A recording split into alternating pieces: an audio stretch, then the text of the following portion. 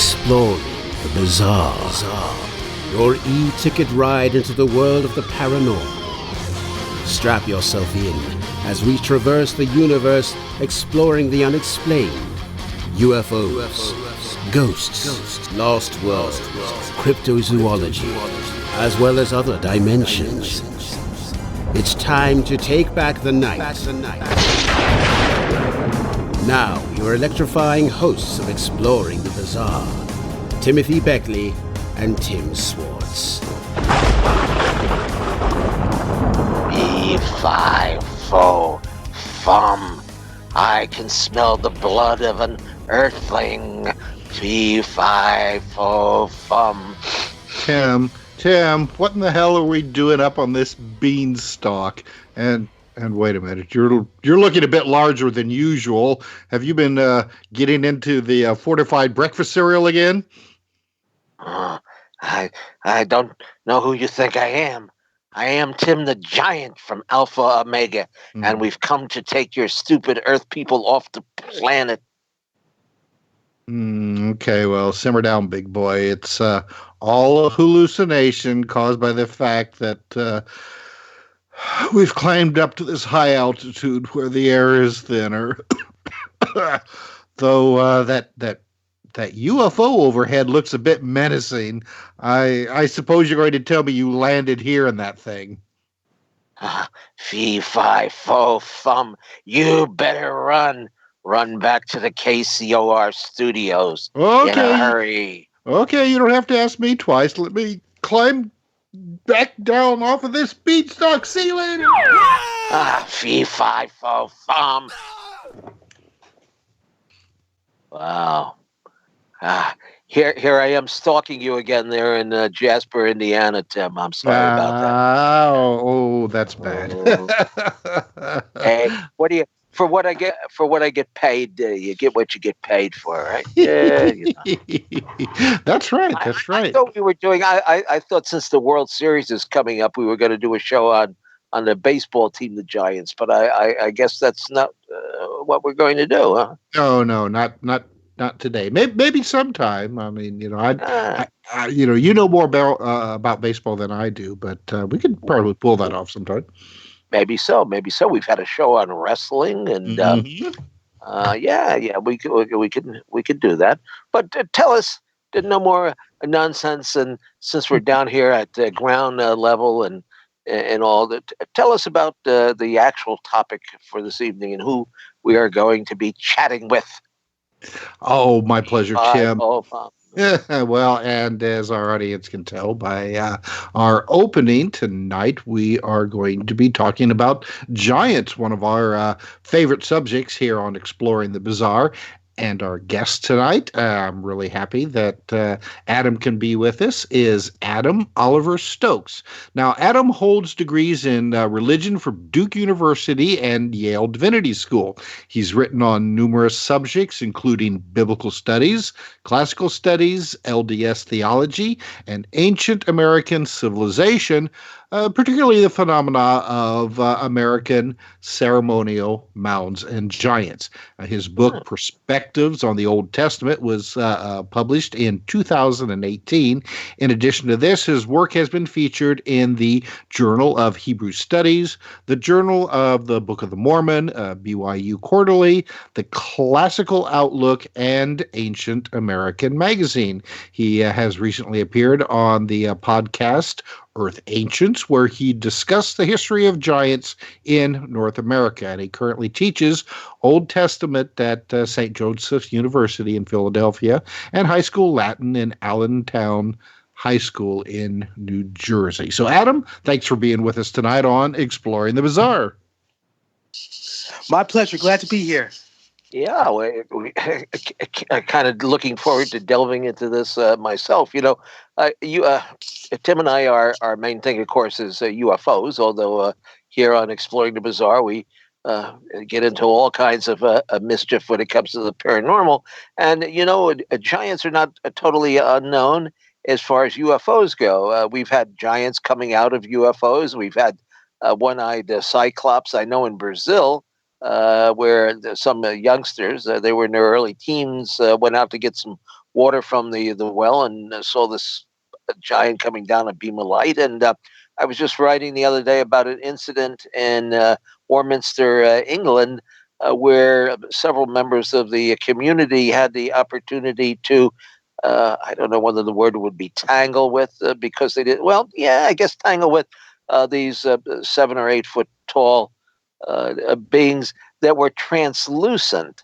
They could hear them, they could hear their footprints, being if they had feet, that is, on the gravel, and they could hear them rustling around through the underbrush, but they were translucent or transparent. I guess, very, very, very strange. But giants are not totally unknown to us. But I take it we are talking about giants, Adam, in the biblical sense of the Old Testament, David and Goliath. Yes, yes. So that's probably the most famous giant, Goliath, in the Old Testament. Um, and not just found in the Bible, but in almost every culture throughout the world. Irish culture, German culture, Native American culture, African culture. These guys basically show up everywhere. And it's funny that you made the UFO connection because people like Zachariah Stitchin and Eric von Daniken, who do stuff with ancient astronaut theory, both of them have kind of connected the giants with UFOs. That's not my own personal opinion. I think they're just, oversized human beings. But I do accept a lot of aspects of, their ancient astronaut theory. But Stitchin, for example, wrote a whole book. There were giants on the Earth, talking about basically connecting the Anunnaki and ancient UFOs and saying that they visited humanity from time to time. And some people have taken that further and said, these type of beings are still visiting humans. Hey, well, you mentioned we seem to indicate, and I don't think I've ever asked anybody this question before, but are all giants men? No, certainly not. So in Irish tradition, actually, and there's a scholar, Zavian Hayes, who's written about this. One of the giants is a woman, 8 or 9 foot tall, and she's like a pretty nice giant, but she's a warrior, and that's in Irish folklore. So, also in what we have uncovered in North America with some of the excavations that were done in the 19th, early 20th century, oftentimes you find giants together, male and female, buried together. So definitely not just one gender. It seems to have been a whole race of giants who once populated the continent, but mysteriously disappeared. Well, you say race.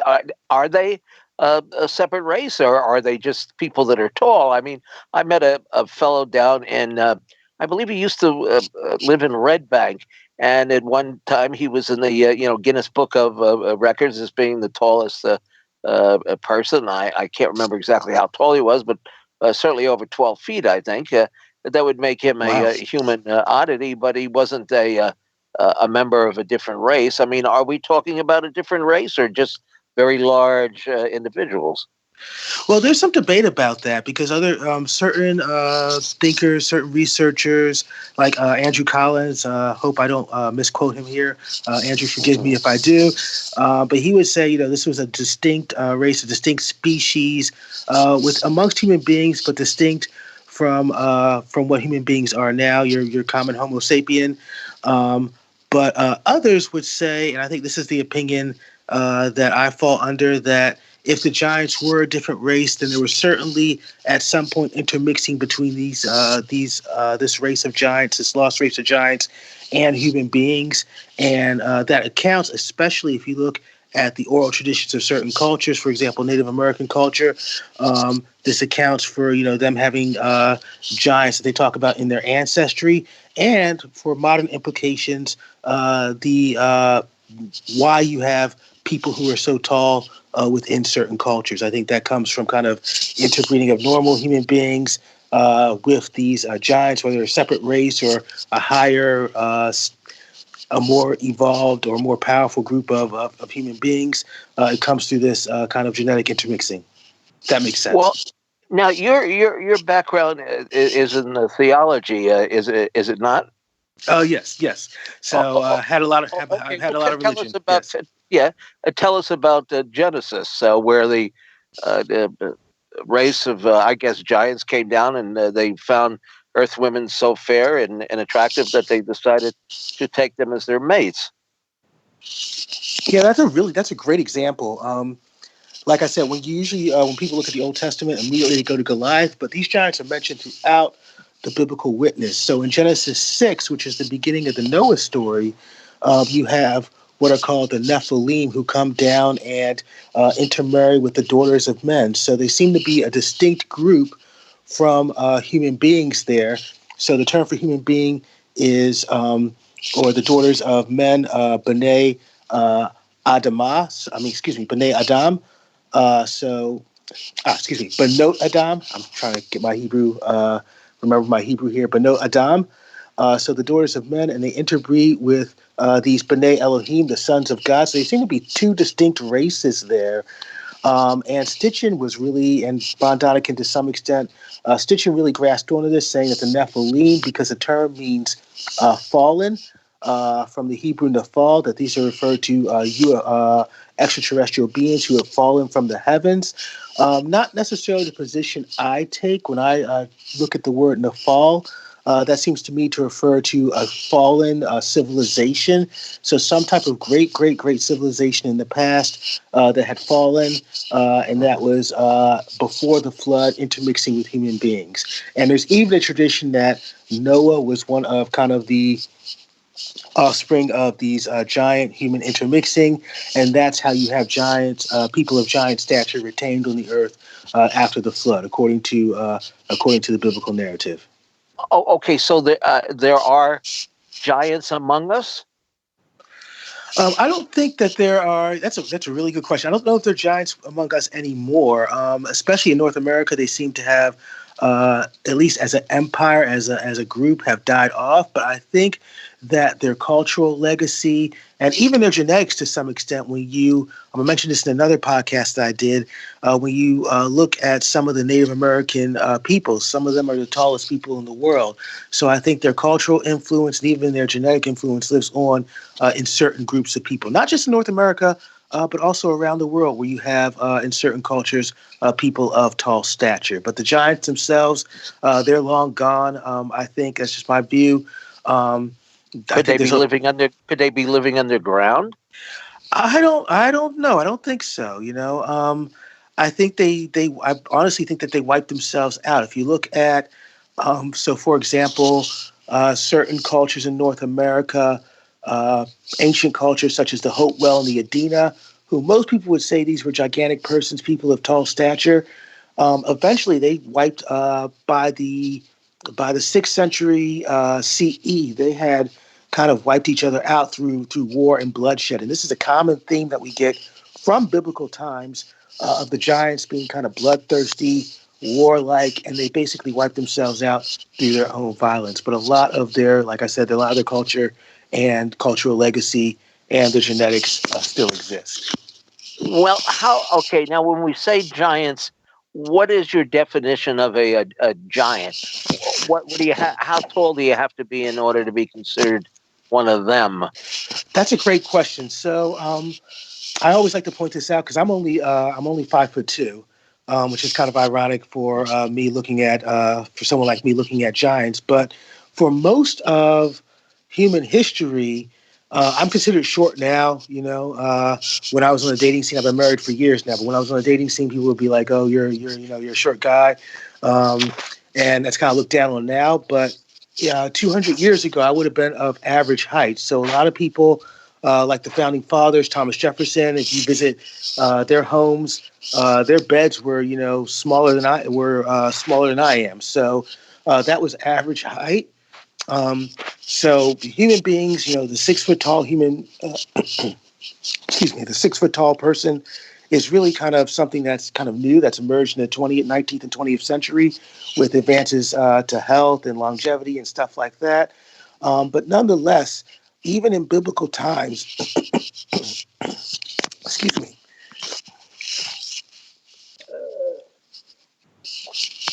Excuse me. I teach school, so sometimes at the end of the day, I kind of end up losing my voice. But Even in biblical times, Goliath, someone like Goliath is said to be 3 or 4 cubits, which would be around 9 feet. So even in ancient times, these are people who would have been tall even by our standards, and certainly would have looked like monsters or super gigantic beings in the ancient world. But even by our standards, the smallest of them probably around 7 feet, which is still very tall. And then we have traditions that have giants going who are as tall as 18 feet in some cultures. Oh, 18. No, that's a tall dude. Yes. Any other characteristics that they would have that would make them stand out in public? It depends. So we have. It seems that there are different species of giants within themselves. You mentioned earlier about their race, but some of the giants they didn't really look that different from us as modern normal humans. They were just much taller.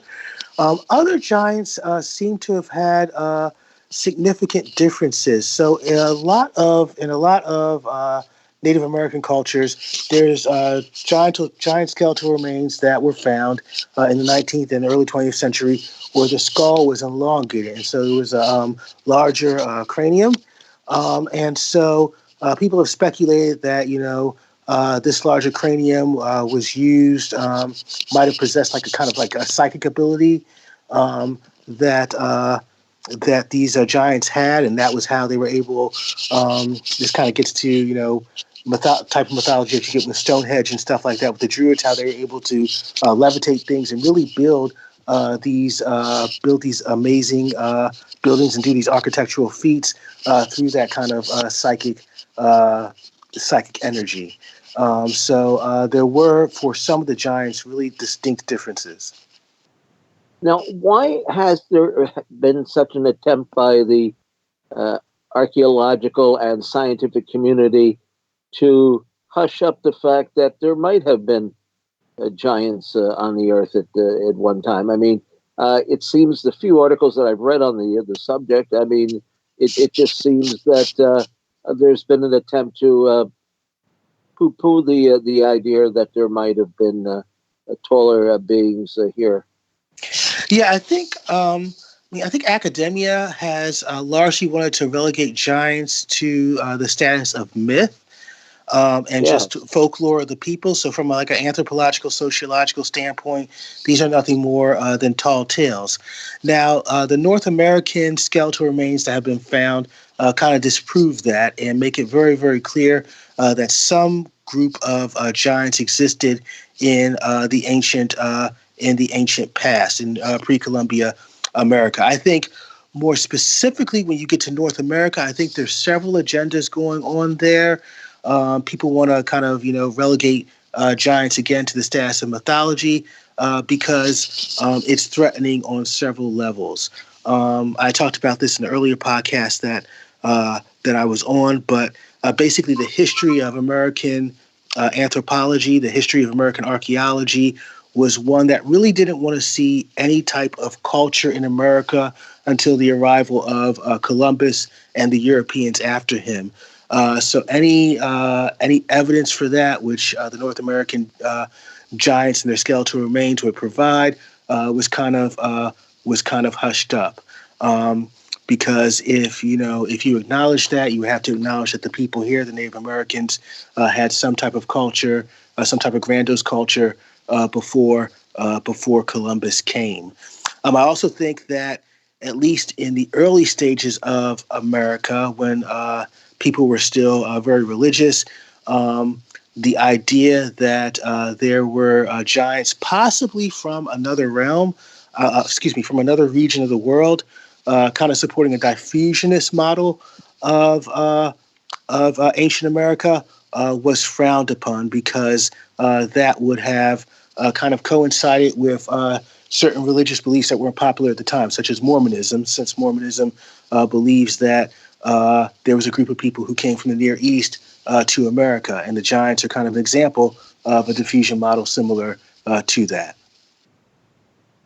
And okay, so now do they still believe that today? I mean, do they except the concept that there might be giants still here? Or No. when were they wiped out? Is there a particular date that the giants might have been wiped out?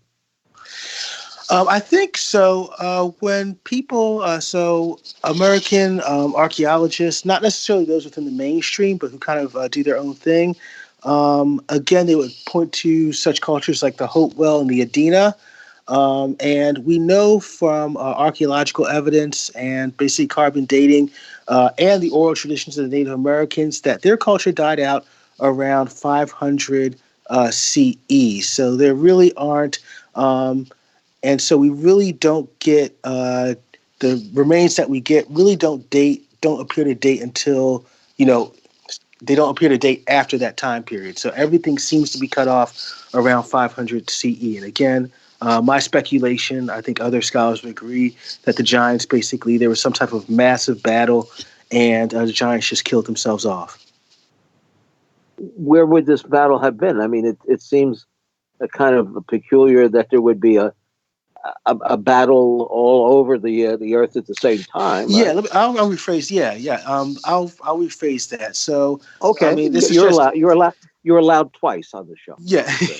So, I think, I mean, this is something that scholars speculate. I mean, on the ground, the culture just seems to have just disappeared and just stopped by 500 CE, 500 AD. It just appears to have stopped, and we speculate, researchers speculate as to why that is. Now we have there's evidence for giants, and there's evidence for interconnected empire of giants throughout North America. So scholars have speculated that there wasn't perhaps just one battle, but maybe multiple battles in different regions, and the giant empire just kind of collapsed. Maybe not a battle between. They fought among themselves, possibly among themselves, or the indigenous people probably might have risen up against them and conquered them. So there's a tradition amongst the Native Americans in Nevada and stuff that there was a group of giants who were cannibals, red-haired giants who were cannibals. And the Native Americans got sick of this and said, the tribes over there got sick of this and said, we can't deal with you guys anymore. So they rose up and, according to their oral traditions, overthrew the giants, and that's why the giants aren't here anymore. So it might have been, a revolution that brought down their empire, or it could have been infighting. But we know that whatever happened, it was abrupt, it happened fast, and between 500 CE and 600 CE, no more giants. Well, we should give that a resounding fee, fi, fo, fum. I would say. Yes. In fact, after the commercial, we've got to ask you. Commercial break. We got to ask you where the heck did that Jack the Beanstalk come from? Right? Tim, don't you want to know that? I would be very curious to know that. Yes. All right. Well, here we're on our first break, and we'll be right back. Giants and all.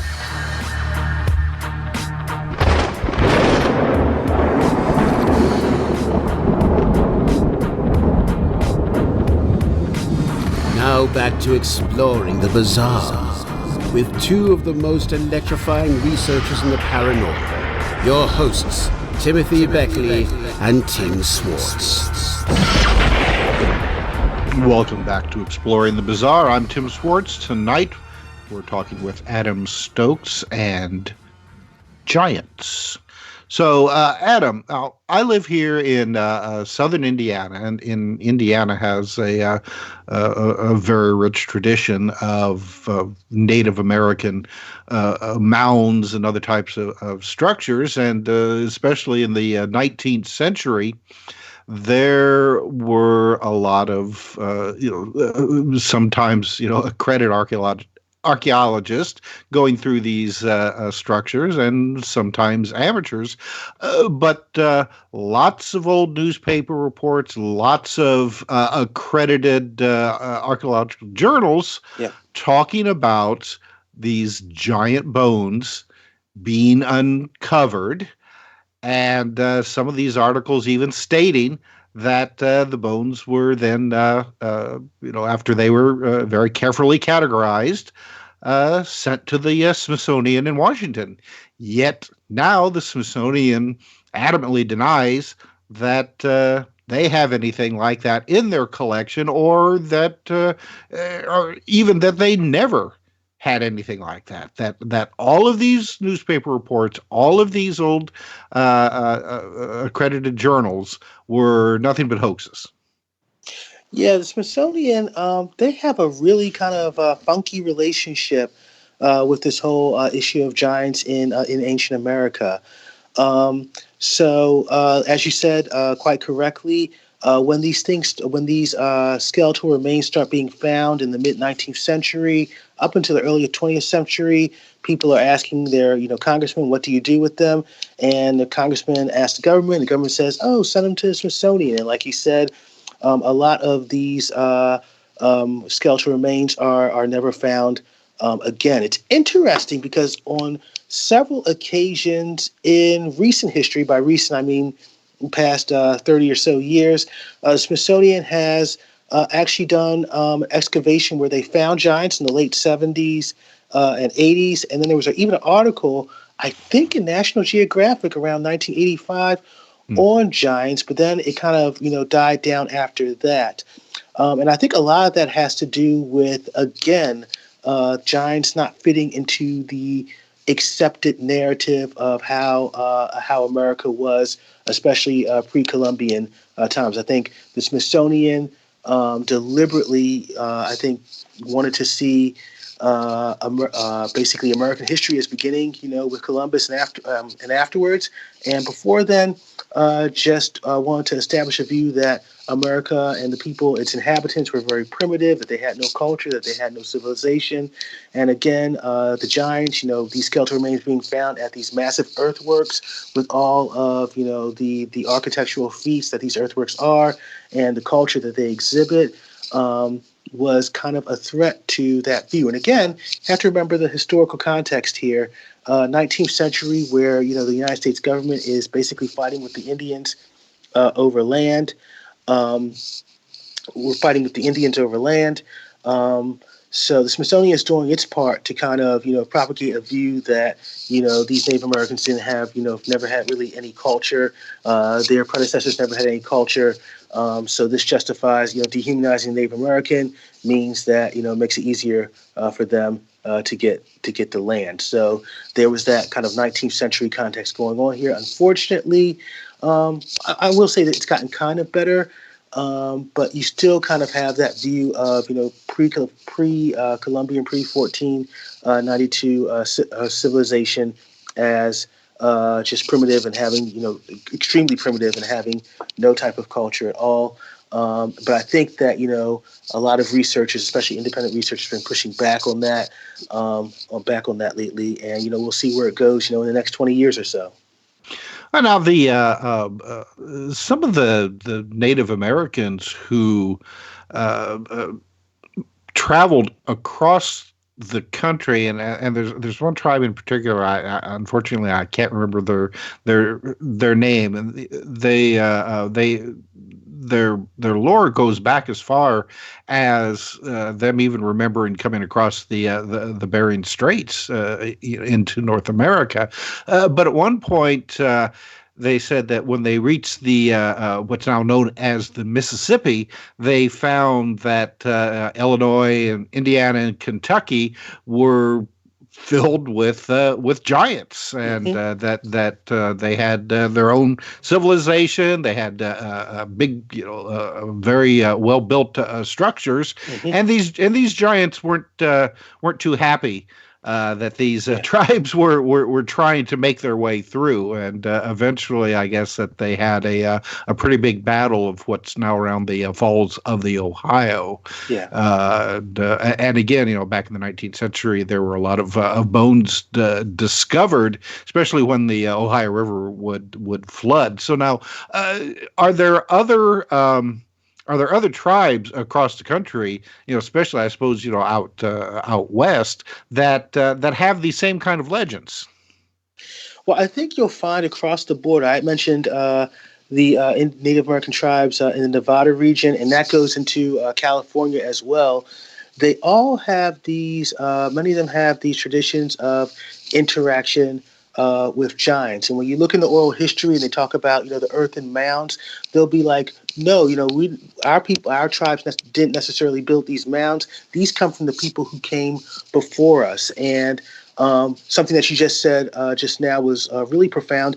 The Native American traditions say, our interaction with these giants was not positive. The giants, like you said, weren't very happy about this. The giants just seem across the board, not just in Native American history, but across the board, Irish history, German history, Slavic history, the biblical giants they just don't seem to be very, very, very nice people, and they don't interact well with your average, with your normal human being. And this is reflected in the Native American traditions. And so I think all those traditions, people say, oh, it's mythology, it's folklore, but like you said, the archaeological evidence seems to suggest that something more is going on here. That this does preserve a race memory of interactions with these earlier inhabitants. I think you made an interesting point in the previous segment of the program, talking around the time when it seems like that at least in North America, where the giants seemingly died out. But and we were able to uncover quite a few bones, like I said, basically in the 19th and 20th century. However, you have the old legends, say like in the Middle East and other parts of the world, but there haven't been a lot of bones uncovered, at least within recent history. Now, do you see that? Do you think that possibly there could have been maybe a forced migration on their part, where they eventually had been forced to move to North and South America because people became more populated, more people, less them. So this in South America was kind of like their last refuge. Yeah, excellent question. I think that's exact. I think to some extent that's exactly what happened. I think in Europe, we have evidence. The mounds in Ireland and stuff like that. We have evidence of a great giant civilization there, and I think we have again this conflict between giants and humans. The giants pissed the humans off. Humans rose up, or whatever type of conflict there was. Forced a lot of these giants to come over into the new world. And I've mentioned this in other places, but I don't think we're looking at, when we talk about the North American giants, just one massive migration. I think there's several migrations that happen over the course of hundreds of years, if not centuries. It's interesting because I think that you still have traces of the giants existing even into the Middle Ages. So a lot of the medieval tales that you get in England, in Germany, the legends of Charlemagne and stuff, they still talk about one or two giants still walking around, still existing. Where are the rest of the giants? Well, I think their relatives, their descendants, their ancestors or their descendants, they're over in the New World, and that accounts for the few giants that are still over in the Old World. So I think that's a really good question. So now, this is, of course, is the speculation. Do you think that the race of giants may have been, say, like an archaic species of maybe not even Homo sapiens, but even something, say, along the lines of the Denisovians or something like that? Yeah, kind of like what Andrew Collins suggests. Yes, absolutely. Mm-hmm. Yes, absolutely. So I don't put the extraterrestrial label to them, even though I'm a firm advocate of the ancient astronaut theory, and I think absolutely that UFOs are still visiting us today. So I have had at least two experiences, one of which I'm certain was a UFO, but not to get too far off topic. But yes, I think we're looking at an archaic species of human that died out. And again, I think this goes back to the question that you asked earlier. Why is mainstream academia so reluctant to address this? Well, it really kind of throws a monkey wrench in your traditional idea of evolution, of less advanced species evolving to higher advanced species. Because if you have this archaic group that was powerful, that was rich in culture, that eventually died out, and people, some scholars such as Zimmerman say that these giants go back to paleohistory, then that kind of, you have to reevaluate what your concept of evolution and human development is because of that. So now, and I'm trying to think. Do you know offhand? Are there any? Does anybody have any actual bones still in? I suppose it'd have to be private collections now. Yeah.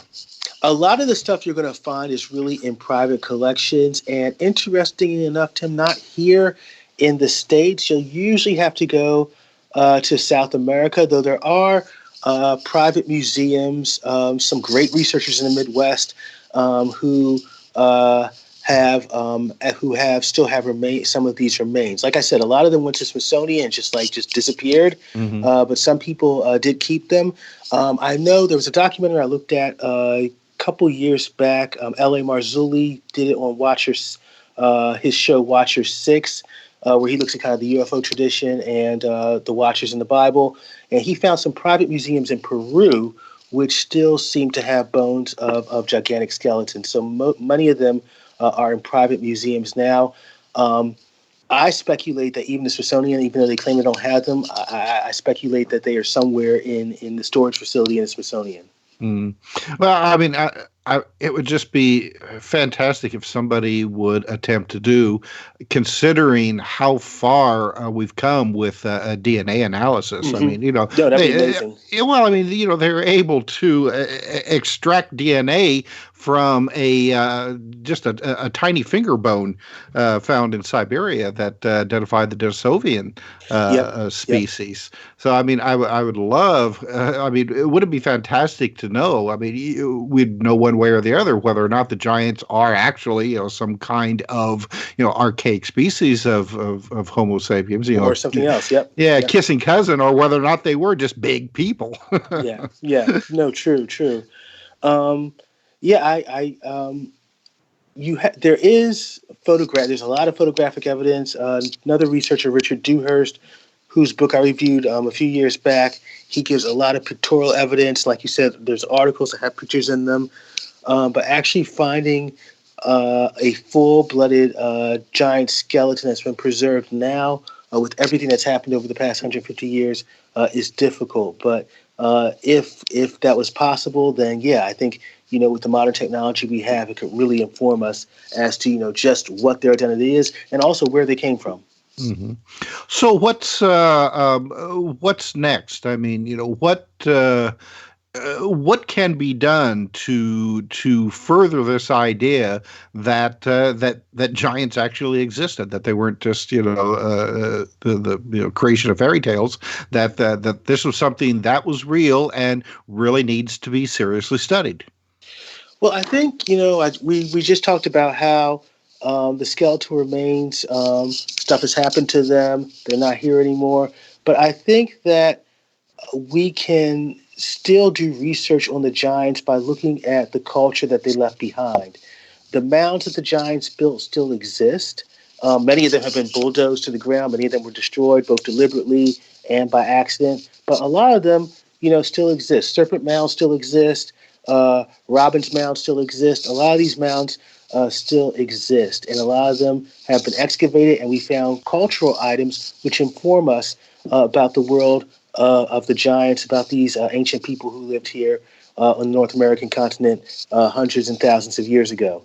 So I think, even if we don't have the bones, we still have the culture of the giants, and that can inform us about, who they were, and perhaps also, that I actually believe this very strongly, where they came from. So a lot of the cultural artifacts that were found at these mounds with these giant skeletal remains, a lot of them have Semitic features, and suggesting that they came from somewhere in the Middle East and possibly were Israelite or even Egyptian.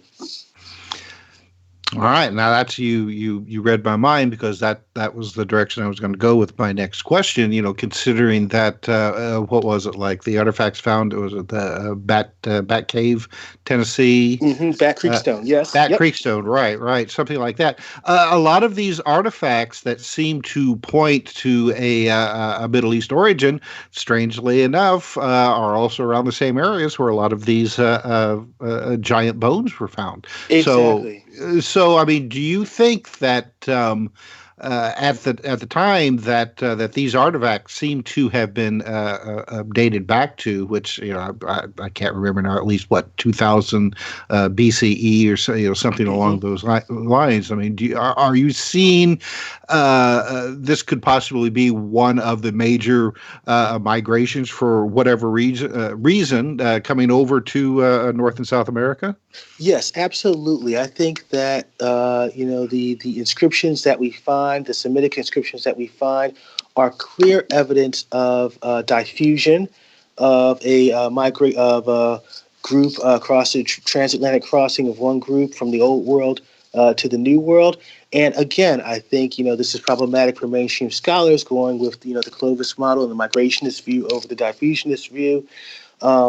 Because that puts a whole wrench into that. But I think that's very strong evidence. The Semitic inscriptions are very strong evidence, and mainstream scholars have when you point to that, they'll say, "Oh, these are just a hoax." But when you look at the inscriptions closely, and my background is in biblical Hebrew and in ancient languages, when you look at the inscriptions closely, and you just take into consideration the context in which these inscriptions were found before the time that we really had knowledge of really good knowledge of Semitic languages, it's difficult to argue that they are a hoax or forgeries. The Book of the Mormon, and I know you're well versed in that, even though its origins are fairly controversial. Yes. Is there anything mentioned about giants in that? It's an excellent question. So, one thing that's really interesting about the Book of Mormon. So, the Book of Mormon tells the story of a group of Jews from the Near East who, around the late 6th century, late 7th century, early 6th century, migrate from Jerusalem right before it's destroyed by King Nebuchadnezzar in 586 BCE to the New World. And they claim, it's basically the guy's name is Nephi, and his race splits up into two groups, the Nephites and the Lamanites. And the Nephites continue, not just with Nephi, but his descendants, they always refer to themselves as, quote unquote, being tall in stature. Now, this is interesting because when you look up that quote in the Bible, Tim, the only time that you have that phrase tall in stature is referring to giant peoples. So even though the Book of Mormon does not use the term giant specifically, it seems to imply that these people were of above average height. And a lot of people, I'll just put myself in that camp as well, a lot of people, especially who take the model that the Book of Mormon is set in North America rather than South America, there's a big debate amongst Mormons with that, would say that, the Nephites and Lamanites are synonymous with the Hopewell and the Adena in North America. Well, it's a fascinating subject, and I know that we could talk about this for another couple of hours, but unfortunately we're almost out of time. So, Adam, I want to give you the chance to have you tell our audience where they can find out more about you. Do you have a website, books, articles that you may have written about this subject? Just now's your chance. Yes, absolutely. So I contribute every couple of months to the magazine Ancient American, which is a great magazine about pre-Columbian American history. I'd recommend, if you're interested in that, I definitely recommend you getting a subscription. Not trying to get any money from you guys, so but I don't really get a lot of money from it, but it's something that I love contributing to. There's a lot of great scholars who contribute to that magazine. I also have a couple of articles out on ancient American culture on lostorigins.com. So I have an article that I published recently on the mound builders and their possible connection to Egypt. I also have in Ancient American a couple of reviews and work that I've done on giants, on ceremonial mounds, looking at the work of Richard Dewhurst and the late Dr. Mark Lenote. And I have a Old Testament textbook, perspectives on the Old Testament. Doesn't talk about giants, but it's just one of the books that I've published. It's more like an academic textbook. I am in the process of working on a book on giants called From Egypt to Ohio, and I'm shopping that around right now as we speak. I have a Facebook page. It's both kind of public and private. Anybody's welcome to friend me on Facebook. I put a lot of ancient American civilization stuff there, but you'll also see pictures of my kids and Star Wars stuff from time to time. All right. Well, Adam, thank you very much. We had a great time talking with you tonight. Always a fascinating subject, I think. Well, thank you. All right. Well, I just want to say, though, too, this will be up on YouTube shortly. I'm sure Peter will be working on it overnight. And that's Mr. UFO's secret files. I think we're well up over 400 interviews there now. And unfortunately, one of our favorite magazines folded, Atlantis Rising, which had quite a few articles on giants and great magazine. Lost Worlds. Too bad, magazines just aren't what they used to be. They've gone the way of the giants. Yes. All right. Thank you so much for having me. You bet. Thank you. Thanks for listening, everyone.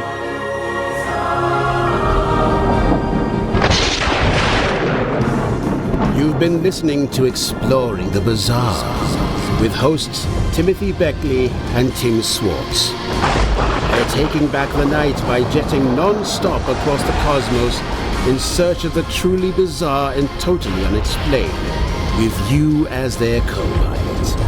Thursday nights at 7 p.m. Pacific, 10 p.m. Eastern, on the KCOR Digital Radio Network. For more information on Exploring the Bizarre and hosts Timothy Beckley and Tim Swartz, check out their KCOR Digital Radio Network page. Follow their YouTube channel at MRUFO 1100. Exploring the Bizarre.